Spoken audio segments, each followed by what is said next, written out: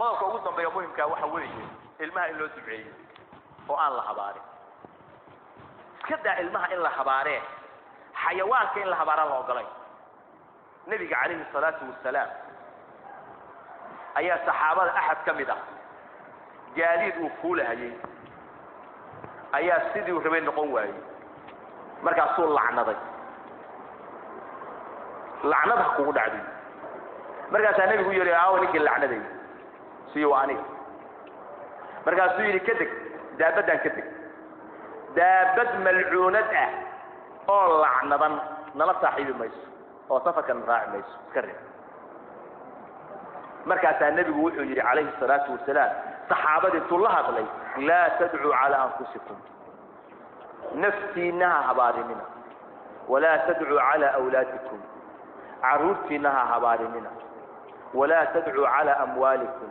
هنتدى آليدهن يمالكنا هبارمنا لا توافقوا من الله ساعة اسكا إلالية إنا توافقدان ساعة إلهي حقي سكاها يسأل فيها عطاء إلهي وحلقوا السؤالنا يا ساعة تحليل هو فيستجيب لكم إلهي مركا إذن كأجيبه ساعة الإجابة إنا وافقدان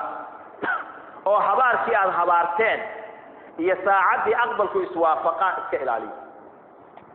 كإلالي أو مركا يسأل أجيبه المهي الدمارمان وبابان أو أي نقضان وحا خير يبارك لهين أو أي نقضان مصائب دبتشوكتا يكون عضو مالكي وحا ويان بابا هلاك سمك هذه النفط هذه دباتة يكسوك قارتو نبي قول حجري عليه الصلاة والسلام كإلالي ادعي الماء hooyooyinka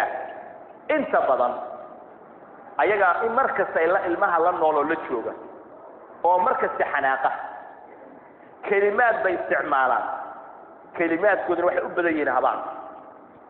bay u badan yihiin waa in hooyada aad u sheegtaa xaaskaaga aad bartaa arintan khatarta ay leedahay iyo nabigu wuxuu ka yiri calayhi salaatu wasalaam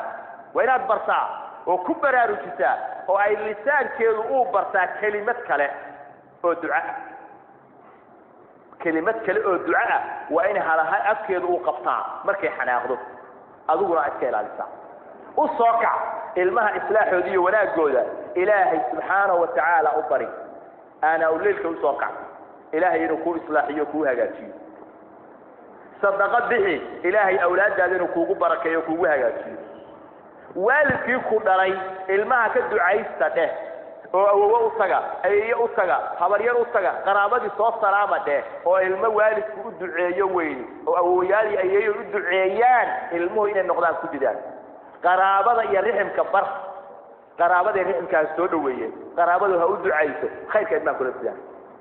salaaxooda iyo wanaagooda ilaahay subxaanahu wa ta'ala ba maamulo oo xukuma adiga waxa lagu diray shaqadan in la timaadid qofkii la yimaadana ilaahay subxaanahu wa ta'ala idiisa oo barakeeynaya allahumma rabbana atina fid dunya hasana wa fil akhirati hasana wa qina adhaban nar اللهم إنا نسألك الهدى والتقى والعفاف والغنى اللهم أعز الإسلام والمسلمين وأذل الشرك والمشركين ودمر أعداءك أعداء الدين يا قوي يا عزيز برحمتك يا أرحم الراحمين صلى الله على نبينا محمد وعلى آله وصحبه أجمعين